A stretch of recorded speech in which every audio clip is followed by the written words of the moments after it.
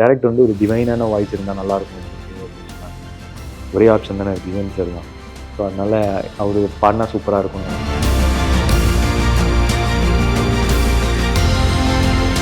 ரிலீஸ்க்கு 2 நாள் முன்னாடி என்னோடய ஆன்சர் ஷீட் வெளியே விடுவேன். நான் வந்து ஒரு டெஸ்ட் பேப்பரில் வந்து கொஞ்சம் கதையை எழுதி வச்சுருந்தேன். ஆனால் அது உண்மையாக இருக்குது. அதை நான் வந்து டிஏஜிங் அதெல்லாம் பண்ணல, ஜஸ்ட்டு ஷேவ் பண்ணிட்டு ஜாலியாக தான் இருந்துச்சு. நான் ரொம்ப நாளாக ஷேவே பண்ண மாட்டேன், ரொம்ப சின்ன பையன் மாதிரி தெரியும்னு சொல்லிட்டு. இப்போது அந்த பொண்ணு இப்போது சொல்லலாம், என்ன ரொம்ப ரொம்ப இம்பார்ட்டன்ஸ் எனக்கு எனக்கு இது பிடிக்கவே இல்லை, அட்டென்ஷன் கொடுக்காத, எனக்கு கொஞ்சம் கம்மியாக அட்டென்ஷன் கொடுங்க. இப்போது அந்த பையன் வந்து என்ன பண்ணுறது, இதுக்கு முன்னாடி பண்ணுறது கரெக்டாக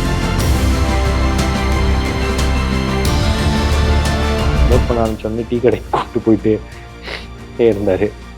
யாரா ஒர்க் பண்ணலான்னு வந்தால் பாதி நேரம் வந்து பேசியே இது போயிட்டுருக்கு, இவரோட இருந்தால் ஒர்க் பண்ணலாமா, பண்ண முடியுமா? Short film director, IT worker, director, hero, இப்போ ஹீரோவா 3 படங்கள். இந்த பயணம் எதை நோக்கிய பயணம் உங்களுக்கு சினிமாவில்? ஒரு ஸ்டார் ஆகணும்னு நினைக்கிறீங்களா, இல்லை ஆக்டர் ஆகணும்னு நினைக்கிறீங்களா? ஸ்டார். எனக்கு வந்து என் படத்தில் செலிப்ரேஷன் அந்த இதெல்லாம் தான் பிடிக்கும். அவங்க ஆக்டிங் ஸ்கில்ஸு, அந்த பல வேஷங்கள், அதெல்லாம் எனக்கு அவ்வளோ இது இல்லை. மக்கள் வந்தாங்கன்னா ரொம்ப என்டர்டெயின் பண்ணி அவங்க தேட்டரில் கத்தி ஜாலியாக இருக்குது, அதெல்லாம் தான் அவங்களோட செலிப்ரேஷன். லவ் டுடே டிராகன் தற்கால சமூக பிரச்சனைகளை பிரதிபலிப்பதாக இருக்கிறது என்று எல்லாரும் சொன்னாங்க. பொழுதுபோக்கு அம்சங்களை தக்க வைத்துக் கொண்டு உண்மை தன்மையை எவ்வாறு பிரதிபலிக்கிறீர்கள்? இப்போது எனக்கு யூஸ்வலாக படத்தில் ஒன்று இருந்தால் ரொம்ப நல்லாயிருக்கும்னு நான் ஃபீல் பண்ணுவேன். என்னென்னா லைஃப்பை லீட் பண்ணுறதுக்கு எதா ஈஸியர் ட்ரிக்ஸ் இருக்கா, வே இருக்கா, அது நம்ம படத்தில் எதாவது சொல்லலாமா அப்படின்றது தான். இப்போது லவ் டுடே பொறுத்த வரைக்கும் நம்புங்க, கொஞ்சம் நிம்மதியாக இருக்கும். ஸோ இது அவங்க லைஃப்பில் அடாப்ட் பண்ணக்கூடிய ஒரு விஷயமா இருக்கலாம். இல்லை மனிதம், ஹியூமனிட்டி மெயின். இது வந்து என்டர்டெயின்மெண்ட், பொழுதுபோக்கு, அதுதான் மெயின். அதில் அண்டர்லைங் ஃபேக்டராக இருக்கிறது அந்த என்ன சொல்ல வரோம், எதா சொல்லணுன்னா அப்படின்றது தான். ஸோ மேஜர் க்ரைட்டீரியாவாக என்டர்டெயின்மெண்ட் தான் இருக்கும். பட் தீம் ஃபிக்ஸ் பண்ணிட்டு ஒர்க் பண்ணுவேன். என்ன சொல்லணும், அதை எப்படி என்டர்டெய்னிங்காக சொல்லலாம், அதான் நம்மளோட ஃபர்ஸ்ட்டு ரூல். என்ன சொல்லணுன்றதை முடிவு பண்ணதுனால எல்லாத்துலேயும் அது இருக்கும். ஆனால் இது என்டர்டெயின்மெண்ட் மூலமாக எப்படி சொல்லலாம் அப்படின்னு. ஒரு யங் ஃபிலிம் மேக்கரா தமிழ் சினிமாவில் எந்தெந்த துறையில் மாற்றங்களை ஏற்றுக்கொள்ள வேண்டும் என்று நினைக்கிறீங்க? தமிழ் சினிமான்னு இல்லை, எல்லாத்துலேயும் எல்லாமே மாறிட்டே தான் இருக்கும். நம்ம அடாப்ட் ஆகிறது தான் லேர்னிங். கற்றுக்கிட்டே இருக்கணும். கற்றுக்கிட்டே இருந்தால் எல்லாத்துக்கும் கொஞ்சம் அடாப்ட் ஆகிட்டு இருக்கலாம். சினிமா இப்போது நம்ம ஒர்க் பண்ணுற பீப்புள்லேருந்து அவங்க ஏஜ் மாறிட்டே இருக்கும். அவங்களோட இப்போ எனக்கு ஒரு வருஷம் போகும்போது என்னோடய ஏஜ் ஏறிட்டு இருக்கும், என் கூட சேர்றவங்களோட வயசு கம்மியாக இருக்கலாம். ஸோ அந்த ஜென்ரேஷன் இது இருக்கும். நான் பெரியவங்களோட ஒர்க் பண்ணும்போது அவங்களோட மைண்ட் செட் டிஃப்ரென்ஸ் இருக்கும். இது ஹியூமன்ஸ் அதுக்குள்ளே. அதை தாண்டி டெக்னாலஜி மாறிட்டே தான் இருக்குது. எனக்கு தெரிஞ்சு கற்றுக்கிறது, லேர்னிங், அதை கான்ஸ்டண்ட்டாக வச்சுட்டே இருக்கணும்னு நினைக்கிறேன். உங்களோட ஸ்டோரி டெல்லிங்கில் கமர்ஷியல் ஆஸ்பெக்ட்ஸை எப்படி பேலன்ஸ் பண்ணணும்னு நினைக்கிறீங்க? கமர்ஷியல் படம் தான் எடுக்கிறேன், அதில் ரொம்ப கிளியர். ஸோ இப்போ ஃபார் எக்ஸாம்பிள் ஒரு சாங்கு வைக்கணும் அப்படின்னா முடிஞ்ச அளவுக்கு அந்த சாங் வந்து அந்த ஃப்ளோ ஆஃப் த ஃபில்மை வந்து அஃபெக்ட் பண்ணுதா அப்படின்னு பார்ப்பேன். அப்படி அஃபெக்ட் பண்ணுதுன்னா அந்த சாங் இருக்காது. பட் இருந்தால் படம் என்டர்டெய்னிங்காக இருக்கா, என்டர்டெய்னிங்னா எனக்கு கமர்ஷியல். இந்த பாட்டு இருந்தால் தான் இது கமர்ஷியல், இந்த ஃபைட் இருந்தால் தான் கமர்ஷியல் அப்படின்ற மைண்ட் செட் எனக்கு இல்லை. படம் என்டர்டெய்னிங்காக இருக்குது, வெகுஜன மக்களுக்கு. கமர்ஷியல்னால் என்ன, விற்கக்கூடிய பொருள், அதுதான் கமர்ஷியல்னு சொல்லுவோம். விற்கக்கூடியதாக இருக்கிறதுக்கு இதெல்லாம் இருக்கணும் அப்படின்னு சினிமாவில் இல்லை அப்படின்னு தான் நான் நினைக்கிறேன். ஸோ அதனால் அது விற்கக்கூடிய பொருளாக வர்றதுக்கு என்னெல்லாம் பண்ணணும் அப்படின்றது மட்டும்தான் மைண்ட் செட். இதுதான் பேலன்சிங்.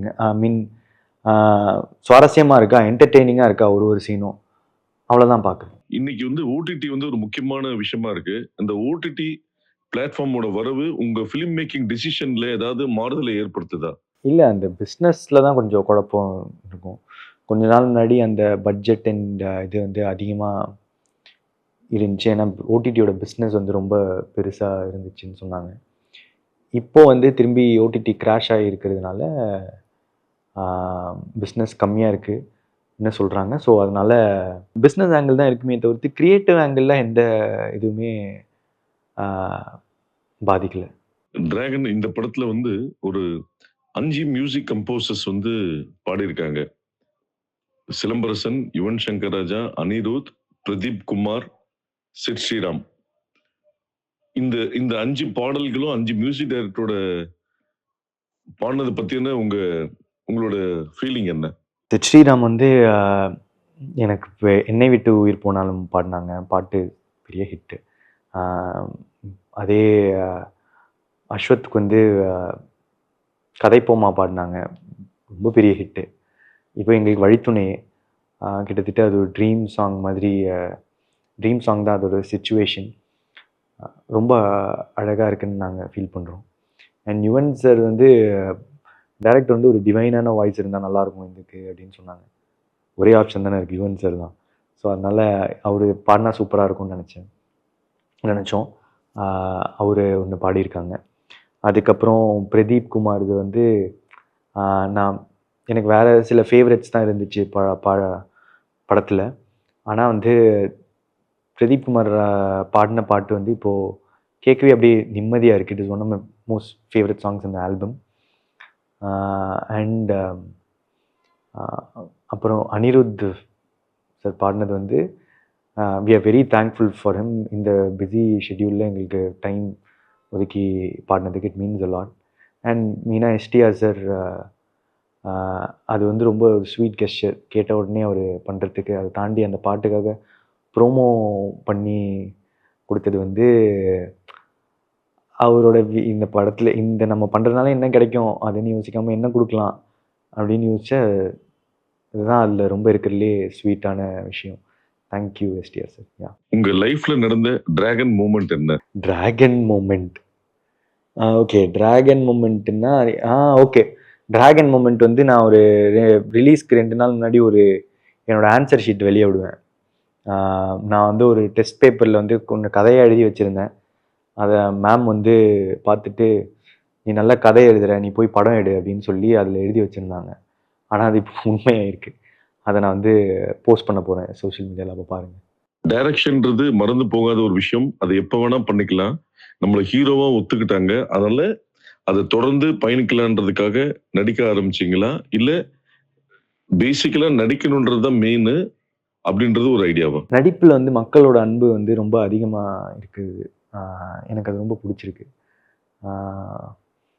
அவங்க வந்து பேசும்போது, அவங்க நம்மளை ஸ்க்ரீனில் பார்க்கும்போது அவங்க சந்தோஷப்படுறது, அது அது எனக்கு இன்னும் ரொம்ப சந்தோஷத்தை தருது.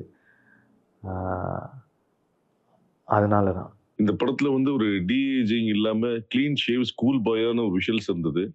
அந்த எக்ஸ்பீரியன்ஸ் எப்படி இருந்தது? நான் ஒரு ஷார்ட் ஃபிலிம் 5-6 வருஷம் முன்னாடி, 7 வருஷம் நினைக்கிறேன், முன்னாடி பண்ணும்போது இந்த மாதிரி ஷேவ் ஃபுல்லாக க்ளீன் ஷேவ் பண்ணிட்டு பண்ணியிருந்தேன். இது டிஏஜிங் அதெல்லாம் பண்ணல, ஜஸ்ட்டு ஷேவ் பண்ணிட்டு பண்ணது தான். எனக்கு ஐ திங்க் ஜாலியாக தான் இருந்துச்சு. நான் ரொம்ப நாளாக ஷேவே பண்ண மாட்டேன். ஏன்னா ரொம்ப சின்ன பையன் மாதிரி தெரியும்னு சொல்லிட்டு தாடி வச்சுட்டு இருக்குது. கோமாளியில் வளர்க்க ஆரம்பித்தேன். ஏன்னா ரொம்ப சின்ன பையன் டேரக்டரு அப்படின்னு அது ஒரு மாதிரி இருக்கும்னு சொல்லிட்டு கொஞ்சம் பெரிய பையனாக தெரியணும்னு தாடியோடு தான் இருக்கிறது. அதுக்கப்புறம் ரொம்ப ரேராக தான் இப்போ நான் ஷேவ் பண்ணேன். ஸோ இதுக்கு ஷேவ் பண்ணும்போது ரொம்ப நாள் கழித்து என்ன அப்படி பார்த்தது எனக்கே நல்லா இருந்துச்சு. இந்த படத்தோட விழாவில் வந்து உங்கள் காலேஜ் டீச்சரை பார்க்கப்போ ஒரு எமோஷனலான கனெக்ட் ஆச்சு. அந்த தருணம் என்ன? ரெண்டாவது, ஒரு சப்டைட்டில்லாம் இல்லாத காலத்திலேயே வந்து நீங்க ஒரு லைவா வந்து அதோட சப்டைட்டில் ஒரு விஷயம் பண்ணீங்க அப்படின்ற மாதிரியான ஒரு விஷயத்த சொன்னாங்க. ஸோ ஒரு டைரக்ஷன் பண்ணணும்ன்றது தான் முடிவு எடுத்துட்டு படிப்படியா ஒரு துறையிலையும் வந்து தேர்வு பெற்று இதுக்கு வந்தீங்களா? அந்த மூமெண்ட்ஸ உங்களை நீங்களே செதுக்கிக் கொண்ட தருணம் என்ன? இப்போ 2015 கிட்ட நான் வந்து சினிமா அப்படின்னு கிட்டத்தட்ட முடிவு பண்ணிட்டேன். எனக்கு ரொம்ப புடிச்சது சினிமாவா இருந்துச்சு. ஸோ காலேஜ் ப்ராஜெக்ட்ன்னு வரும்போது மோஸ்ட்டா எல்லாருமே வந்து வெளிய அந்த ப்ராஜெக்ட்ட குடுத்து கொஞ்சம் காச குடுத்து பண்ணிட்டு எடுத்துட்டு வருவாங்க. ஆனா எனக்கு ஏதோ நான் இத சினிமா சம்பந்தமா எதா பண்ணணும்னு ஆசைப்பட்டேன். ஆ நான் ஐடில படிச்சிருந்தேன். நெறைய படங்கள் பார்ப்பேன். அந்த டைம்லலாம் ஒரு டைமும் அந்த சப்டைட்டில்ஸ் இதுக்காக நான் வந்து சர்ச் பண்ணி கிடைக்காது. அப்போ ஏன் வந்து நம்ம ஜென்ரலா பேச பேச ஆடியோ ரெகக்னிஷன் மூலமா வந்து சப்டைட்டில்ஸ் ஜென்ரேட் ஆனா நல்லா இருக்குமே! அப்படின்னு அப்போ நெனச்சிட்டு இருந்தேன். அதுக்கான எடுத்த ப்ராஜெக்ட் தான் அப்போ பண்ணேன். ஆனா இப்போ வந்து 9 வருஷத்துல அது உண்மையிலேயே நடக்க ஆரம்பிச்சிருச்சு. YouTubeலலாம் வந்து அப்படியே லைவா ஜென்ரேட் ஆகுது. டெக்னாலஜி பயங்கரமா வளர்ந்துருச்சு. அப்போ நான் ஜஸ்ட் அதோட ஸ்டார்ட்டிங் தீசிஸ் அதெல்லாம் பண்ணி இனிஷியல் ஸ்டேஜஸ் ரொம்ப எரரோட தான் நெறைய ஜென்ரேட் ஆகும். இனிஷியல் ஸ்டேஜ் ஆஃப் இது. ஒரு பேசிக் அமெச்சர் என்ன பண்ணுவாங்களோ அத ட்ரை பண்ணேன். Love today friends gang, dragon friends gang என்ன டிஃபரன்ஸ் இருக்கு? ஃப்ரெண்ட்ஸ்னா எப்பவுமே எந்த டிஃபரன்ஸும் இல்லைன்னு நினைக்கிறேன். ஃப்ரெண்ட்ஸ் எப்பவுமே ஒரே மாதிரி தான். ஃப்ரெண்ட்ஸ். படத்தின் நாயகிகள் அனுபமா, கயாடு, அப்புறம் முக்கிய வேடத்தில் நடிச்ச ஸ்னேகா, கோபிகா இவங்களை பற்றி உங்கள் பார்வை? அனுபமா அதான் நான் வந்து காலேஜ் படிக்கும்போது பிரேமம் வந்துச்சு. நினச்சி கூட பார்த்ததில்ல அவங்களோட நடிப்பேன்னு. ரொம்ப ரொம்ப பயங்கரமான பெர்ஃபார்மர். நான் எக்ஸ்பெக்ட் பண்ணல. அண்ட் ரொம்ப க்யூட்டாக இருந்தாங்க. அது அனுபமா. கயடு வந்து ஒரு புது டேலண்ட் தமிழ் சினிமாக்கு. ரொம்ப அவங்க லைன்ஸ்லாம் ப்ரிப்பேர்டாக வந்து ரொம்ப நல்லா நடித்தாங்க அகெயின். ரொம்ப டெடிக்கேட்டடாக இருந்தாங்க. அவங்களுக்கு ஆக்சுவலாக ஃபேன்ஸ்லாம் நிறைய பேர் படம் ரிலீஸ் ஆகிறதுக்கு முன்னாடியே இருக்காங்க. ரொம்ப ஹாப்பியாக இருக்குது அதை பார்க்க. அண்ட் ஸ்னேகா மேம் வந்து நான் ஃபுல்லாக அவங்க ஷூட்டிங்கில் வந்து ரசிச்சுட்டே இருந்தேன். ஃபுல்லாக பார்த்துட்டே இருந்தேன். ஸோ அதுதான் எனக்கு அவங்களோட இருக்கிற ஞாபகம். ஸ்கூலில் படிக்கும்போது ஒரு பொண்ணு பேட் பாய் தான் பிடிக்கும்னு சொன்னதுனால காலேஜில் சைக்காலஜிக்கல் டிராகனாக மாறிட்டீங்கன்னு ட்ரெய்லரில் வருது. ரியல் லைஃப்ல ஏதாவது ஒரு பொண்ணு சொல்லி நீங்க ஏதாவது மாத்திருக்கீங்களா? நிறைய விஷயம் ஒரு ரிலேஷன்ஷிப்லேருந்து கற்றுக்கிட்டு அடுத்த ரிலேஷன்ஷிப்பில் அப்ளை பண்ணுவோன்ற இது இருக்குது. ஃபார் எக்ஸாம்பிள் ஃபிக்ஷனாக போகிறோம். என்னோட கதையே இல்லை. நீ ரொம்ப லேட்டாக வந்துட்டே இருக்க, நீ இம்பார்ட்டன்ஸே தர மாட்டேங்கிற அப்படின்னு பிரேக்கப் பண்ணிட்டாங்கன்னா அடுத்த ரிலேஷன்ஷிப் போகும்போது மோஸ்ட்டாக அந்த பையன் சீக்கிரமாக போய் நிற்பான். இல்லை ரொம்ப இம்பார்ட்டன்ஸ் தருவான். இப்போது அந்த பொண்ணு இப்போது சொல்லலாம், நீ என்ன ரொம்ப ரொம்ப இம்பார்ட்டன்ஸ் எனக்கு எனக்கு இது பிடிக்கவே இல்லை, அட்டென்ஷன் கொடுக்காத, எனக்கு கொஞ்சம் கம்மியாக அட்டென்ஷன் கொடுன்னு. இப்போது அந்த பையன் வந்து என்ன பண்ணுறது, இதுக்கு முன்னாடி பண்ணுறது கரெக்டா, இப்போ பண்ணுறது கரெக்டா அப்படின்னு சொல்லிட்டு தவிப்பான். இந்த மாதிரி விஷயங்கள்லாம் நானும் வந்து அண்டர்கோ பண்ணியிருக்கேன். எல்லாருமே பண்ணியிருப்பாங்கன்னு நினைக்கிறேன். லியோன் ஜேம்ஸ் பற்றி உங்கள் பார்வை? அவர் அடுத்த லீக் போயிட்டாருன்னு நினைக்கிறேன். அவரோட சவுண்டிங்லேருந்து மியூசிக்லேருந்து எனக்கு எல்லாமே ஒரு மாதிரி நெக்ஸ்ட் லெவலாக இந்த படத்தில் தெரிஞ்சுது. அண்ட் அவர் கொஞ்சம் அண்டர் ரேட்டட் தான். அவரோட பாட்டெலாம் எனக்கு ரொம்ப பிடிச்சிருந்தது. ஃபஸ்ட்டு கோட் 2 வரும்போதுலாம் அந்த ஆல்பம்லாம் பயங்கரமாக இருந்துச்சு. பட் சம்வேர் அவருக்கு கிடைக்க வேண்டிய ரெக்கக்னிஷன் ரொம்ப ஸ்லோவாக தான் ரீச் ஆகிட்டு இருக்குன்னு நினைக்கிறேன். இந்த படம் அவரை அந்த இடத்துக்கு கூப்பிட்டு போகும்னு நம்புகிறேன். பிரதீப் ரங்கநாதன், உங்களை பற்றி ஒரு ஸ்டேட்மெண்ட்ல டிஃபைன் பண்ணணும்னா என்னன்னு சொல்லுவீங்க? யாரையும் வேணும்னே யாரையும் தெரிஞ்சே ஹர்ட் பண்ணாமல் உண்மையிலே மனசுலேருந்து அவங்களுக்காக நல்லது மட்டுமே நினைக்கிற ஒருத்தனா நான் நினைக்கிறேங்க. அதை தாண்டி எனக்கு அவ்வளோவா நானே எனக்கு தெரிஞ்சுட்டு தான் இருக்கேன். நீங்களும் அஸ்வத்தும் ஒருத்தர் முதல்ல பார்த்தப்போ என்ன இம்ப்ரெஷன் இருந்தது? இப்போ அது எப்படி இருக்கு? அஸ்வத் முதல்ல பார்க்கும்போது எனக்கு அவர் ஏற்கனவே சினிமாவில் இருந்த மாதிரி ஒரு ஃபீல் இருந்துச்சு. நாளே கிணறு அதெல்லாம் முடிச்சுட்டு ஸோ ஒரு சீனியர் விட்டு நிறைய கற்றுக்கலாம் அப்படின்னு இருந்தது. அப்புறம் ஒர்க் பண்ண ஆரம்பித்தோடனே டீ கடைக்கு கூப்பிட்டு போயிட்டு இருந்தார். யாரா ஒர்க் பண்ணலான்னு வந்தால் பாதி நேரம் வந்து பேசியே இது போயிட்டுருக்கு, இவரோட இருந்தால் ஒர்க் பண்ணலாமா பண்ண முடியுமா இப்படின்லாம் தோணிட்டு இருந்துச்சு. அதுக்கப்புறம் நிறைய கற்றுக்கிட்டேன் ஆக்சுவலி. அவர் சொல்லி தான் நிறைய புக்ஸு அதெல்லாம் படித்து அதெல்லாம் போனேன். இப்போ இருக்கிறதுக்கும் அப்போ இருக்கிறதுக்கும் பெருசாக எந்த வித்தியாசமும் இல்லை. நான் ஒரு அப்போத்துலேருந்து இப்போ வரைக்கும் ட்ரஸ்ட் பண்ணுறேன். எனக்காக எப்பவுமே நல்லதாக நினைக்கிறாருன்னு. அதுதான். நீங்களும் அஸ்வத்தும் 2 பேர்ல யார் அதிகமா ஃபோன் யூஸ் பண்றீங்க? லவ் டுடே மாதிரி உங்க 2 பேரோட ஃபோனை எக்ஸ்சேஞ்ச் பண்ண ஒரு சிச்சுவேஷன் வந்தா பண்ணுவீங்களா? அஸ்வத் இல்லை, யாரு கூடயும் பண்ண மாட்டேன். அவர் ஃபோன் யார் யூஸ் பண்ணுறானோ எனக்கு தெரியாது அதிகமாக. நான் இந்த ஷூட்டிங் அதெல்லாம் போனால் ஃபோன் யூஸ் பண்ணுறதில்ல.